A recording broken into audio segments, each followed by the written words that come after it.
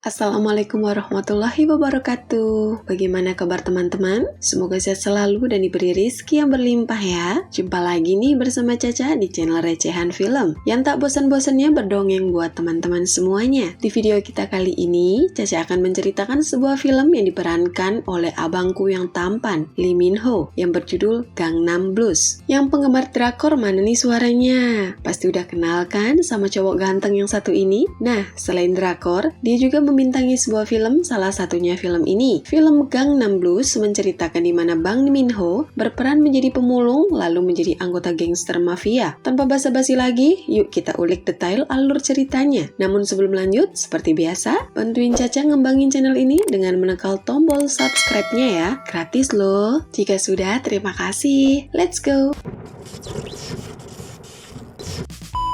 Di awal film, kita diperlihatkan seorang pejabat yang sedang melihat pemandangan di wilayah taman yang ternyata pejabat tersebut berencana akan mengembangkan Gangnam menjadi kota Seoul baru karena kota yang sekarang telah padat. Lalu kita akan memulai masuk ke kehidupan dua aktor utama kita, dua pemulung bernama Jong Dae yang diperankan oleh Bang Lee Min Ho serta Yongki yang diperanin oleh Kim Rae Won, di mana mereka diceritakan bertahan hidup hanya dengan mencari barang bekas yang bisa dijual kembali. Mereka berdua juga sangat akrab dari kecil hingga sekarang, bahkan mereka sudah seperti saudara. Malam harinya, Jong Dae dan Yongki kesulitan tidur karena kedinginan dan juga terus kepikiran bahwa mereka mendengar kalau gubuk tempat tinggal mereka akan digusur. Dan benar saja, saat pagi harinya datang beberapa gangster yang langsung merobohkan tempat mereka. Jong Dae dan Yongki tampak memberi perlawanan, namun mereka kalah jumlah.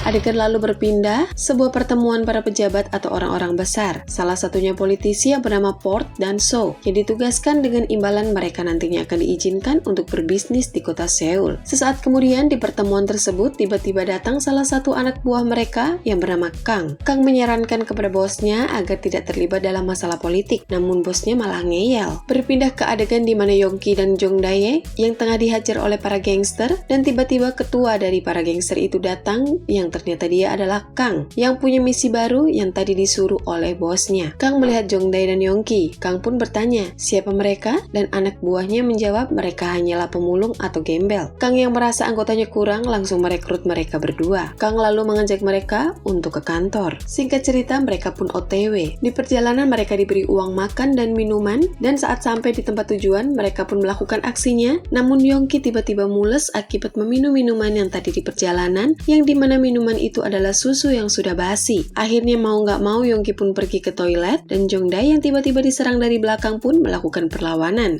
Tapi setelah beberapa saat, datanglah polisi dan mereka pun kabur, dan disinilah Jong Dae dan Yongki berpisah. Jong Dae sempat mencari Yongki namun tidak ada hasil. Singkat cerita, malam pun tiba. Jong Dae yang merasa Yongki mungkin akan kembali ke markasnya Kang karena mereka berpisah saat penyerangan tadi. Jong Dae pun menunggunya di sana. Di sisi lain, Jong Dae juga sudah tidak punya tempat tinggal lagi. Mami Dong juga mengizinkannya tinggal di markasnya Kang. Yang merasa kasihan kepada Jong Dae pun mengajaknya untuk tinggal di rumahnya. Sampai di rumah, mereka pun makan malam bersama, dan ternyata Kang memiliki anak perempuan yang bernama Yeon-hae. Dan saat ingin tidur, Jong Dae terus memikirkan Yongki sampai tidak bisa tidur, dan tiba-tiba dia mendengar ada keributan di luar. Rupanya Kang tengah diserang oleh seseorang sampai kakinya terluka. Di sini Kang hampir dibunuh, namun Jong Dae datang dan menolongnya. Hingga Jong Dae berhasil membuat orang itu kabur. Keesokan harinya, Kang dan gengnya mendapatkan kabar duka bahwa bosnya mereka telah tewas. Pada saat itulah, Kang yang saat itu sebagai tangan kanan dari bosnya pun memutuskan untuk membubarkan kelompoknya. Singkat cerita lagi, scenes berpindah ke 3 tahun kemudian yang ternyata Yongki masih hidup dan dia sekarang bergabung dengan salah satu gangster yang bernama So. Yongki dipercaya dan diberi kekuasaan mengenai hotel dan keuangan. Adegan berpindah ke sisi Jong Dae. Jong Dae yang ternyata masih tinggal bersama Kang dan anaknya sudah dianggap bagian keluarga dari mereka. Saat mereka makan malam, Kang kedatangan tamu yang ternyata datang untuk menagih utang, dan orang itu mengancam jika tidak segera membayar, maka dia akan akan segera dibunuh. Jongdae hanya mendengar dan memilih tetap diam. Di sisi lain, Yongki dan anggotanya mengadakan pertemuan geng. Di sana Yongki diberi tambahan kekuasaan di tempat lain, sehingga membuat anak buahnya menjadi iri. Lalu kamera menunjukkan Yongki yang barusan selesai bermain wik-wik dengan salah satu wanita yang diketahui wanita itu adalah simpanan bosnya sendiri yang bernama Mira.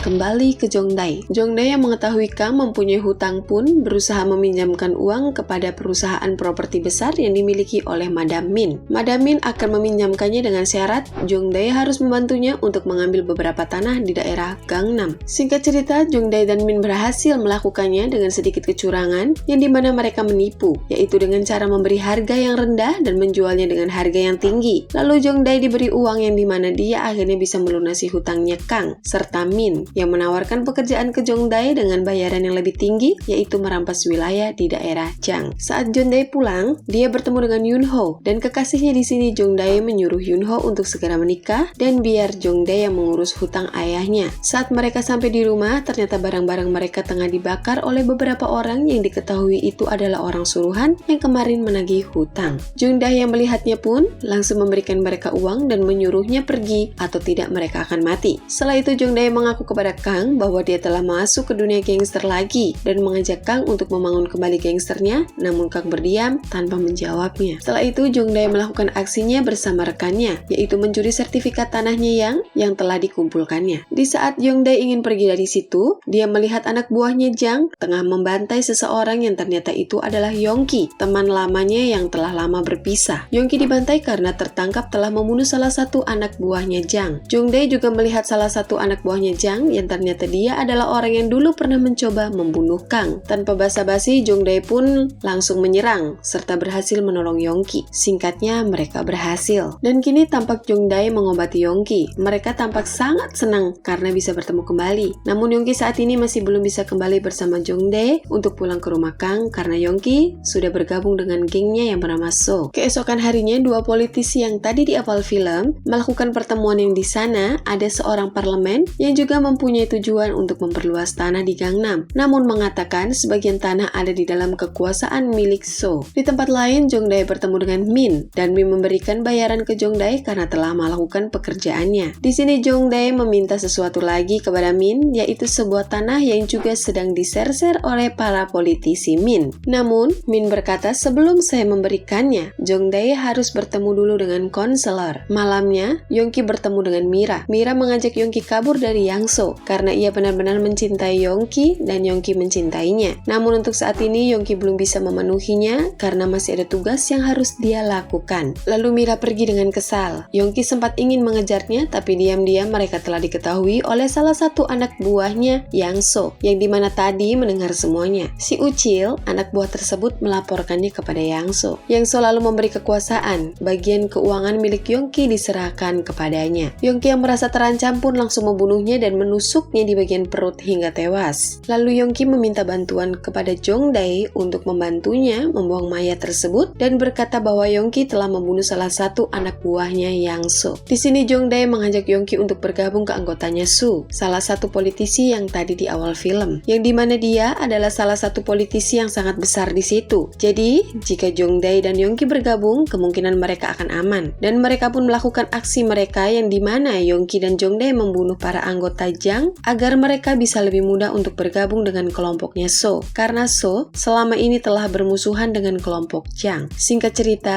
akhirnya Madam mempertemukan Jongdae dengan So. Jongdae meminta untuk bisa bergabung dengan kelompoknya Sojung, serta mengatakan bahwa dia telah membantai semua anggotanya Jang dan tentu saja berhasil membereskan semua masalahnya So. Akhirnya mereka bersulang dan Jongdae diterima menjadi anggotanya. Ketika Jongdae pulang, dia langsung dihajar oleh Kang karena mengetahui kabar tersebut dia tidak suka dengan tindakan Jong Dae yang sangat berbahaya itu. Tapi semua itu sudah terjadi, Jong Dae lalu mengajak Kang kembali bergabung dengannya karena sekarang Jong Dae telah ditunjuk sebagai pengganti Jang oleh bosnya. Dan film pun berakhir. 아직 모르겠어요.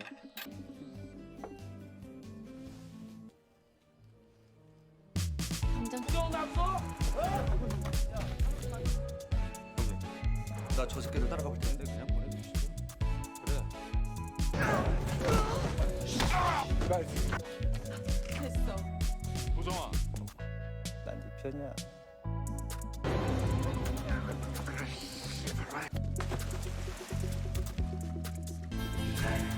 Sa umaga ka na, nais mo'y 쓰고 버릴 때 버리는 게 건달 아닙니까?